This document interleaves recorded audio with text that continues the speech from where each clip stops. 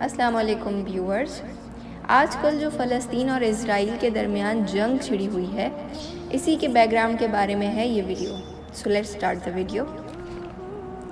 Start کرنے سے پہلے میں یہ بتاتی چلوں کہ اللہ تعالیٰ نے اسرائیل کے بارے میں قرآن پاک میں سورہ مائدہ میں فرمایا ہے کہ اے ایمان والوں، یہود و نصارہ کو دوست نہ بناؤ، جس نے ان کو دوست بنایا وہ انہی میں سے ہو گیا، اور اللہ ظالمین کی قوم کو ہدایت نہیں دیتا۔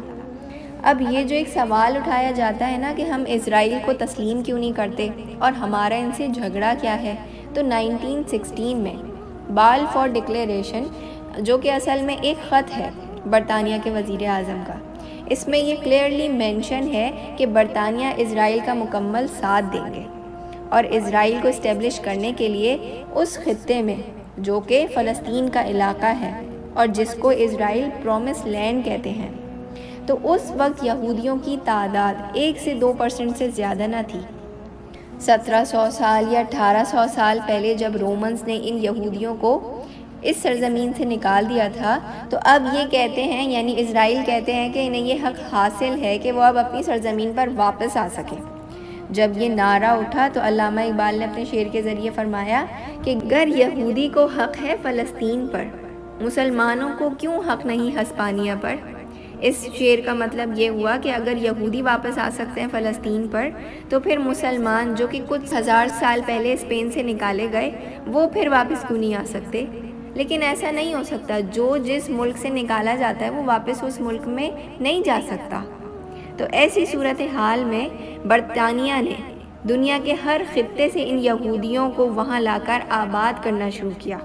یہ نہیں کہ صرف ان لوگوں کو آباد کیا گیا، پہلے تو خلافت عثمانیہ کو توڑا گیا، اور خلافت عثمانیہ کو توڑنے کے لیے خلافت عثمانیہ سے مسلمانوں کا ایک گروہ پیدا کیا گیا، جس میں بڑا گروپ شریف مکہ کا تھا، جس نے یہ نعرہ لگایا کہ چونکہ ہم آل رسول ہیں اس لیے خلافت پر قریش کا حق ہے۔ انہوں نے یہ کہنا شروع کیا، یہ ترک کہاں سے آ گئے مسلمانوں میں؟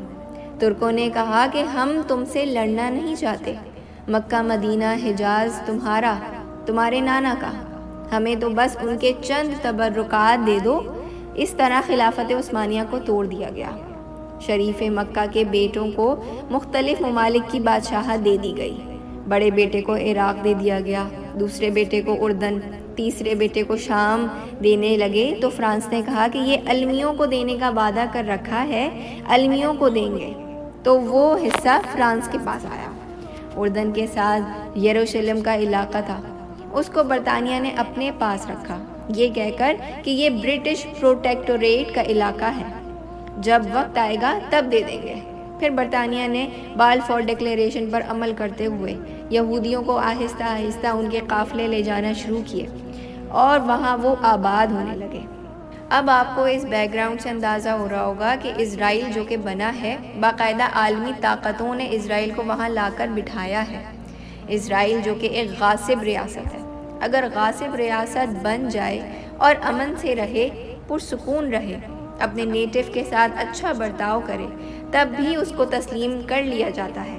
مگر 1948 سے اب تک کوئی ایسا مہینہ نہیں گزرتا جب اسرائیلیوں نے فلسطینیوں کا قتل نہ کیا ہو، جب فلسطینیوں کو بے گھر نہ کیا ہو، جب اسرائیلیوں نے فلسطینیوں کے گھر پہ قبضہ کر کے وہاں کالونیز نہ بنائی ہوں۔ کوئی ایسا رمضان نہیں گزرتا جب دنگے فساد نہ کیے گئے ہوں اور جنگ نہ کی ہو۔ یہ ایک مسلسل عمل ہے جو کہ جاری ہے۔ جب تک فلسطین اور اسرائیل کے جو بھی معاملات ہیں ان میں ظلم جاری ہے، تو ہم انہیں تسلیم ہرگز نہیں کر سکتے۔ اب ذرا مسجد اقصیٰ کی بات ہو کہ مسجد اقصیٰ مسلمانوں کے لیے اتنی اہمیت کی حامل کیوں ہے، تو مسجد اقصیٰ فلسطین کے شہر القدس میں واقع ہے۔ اس میں کوئی شک نہیں کہ بیت المقدس یہودیوں، عیسائیوں اور مسلمانوں تینوں کے ریلیجن کے لیے مقدس مقام کی حیثیت رکھتا ہے۔ قرآن کریم میں 70 سے زائد مرتبہ مسجد اقصیٰ کا ذکر آیا ہے، اور مسجد اقصیٰ کی فضیلت یہ ہے کہ اس جگہ کئی نبی، رسول اور صحابہ کرام کے مزارات موجود ہیں، اسی لیے اسے قدس کہا جاتا ہے۔ معراج شریف کی رات حضور پاک صلی اللہ علیہ وآلہ وسلم مسجد اقصیٰ سے عرش پر تشریف لے گئے، یہاں تک کہ حضور پاک صلی اللہ علیہ وآلہ وسلم نے 17 مہینے مسجد اقصیٰ کی طرف منہ کر کے نماز ادا فرمائی۔ مسجد اقصیٰ جو کہ مسلمانوں کا قبلہ اول ہے، وہاں تک نماز پڑھنے والوں کو اسرائیل نہیں بخشتے۔ وہاں بھی فلسطینیوں پر اس قدر مظالم ڈھائے گئے ہیں کہ بیان سے باہر ہے۔ اب بتائیے ذرا کہ کہاں گئی یہ حقوق کی بڑی بڑی تنظیمیں، کہاں گئی یونائٹڈ نیشنز؟ یہ بات کیوں نہیں کرتے فلسطینیوں کے حقوق کے بارے میں؟ کیوں ان پہ اتنے مظالم ڈھائے گئے ہیں؟ کیوں کوئی بات نہیں کرتا آگے آ کر؟ بات کوئی اس لیے نہیں کرتا کیونکہ اسرائیل کے ساتھ امریکہ جیسے بڑے ممالک کا سپورٹ ہے، اس لیے بات ہی نہیں کی جاتی۔ اب یہ جو 7 اکتوبر کو حماس نے اسرائیل پر 5000 راکٹ فائر کیے، اس کے ری ایکشن میں اسرائیل نے جو تباہ کاریاں فلسطین میں کی ہیں وہ کسی سے چھپی ہوئی تو ہے نہیں۔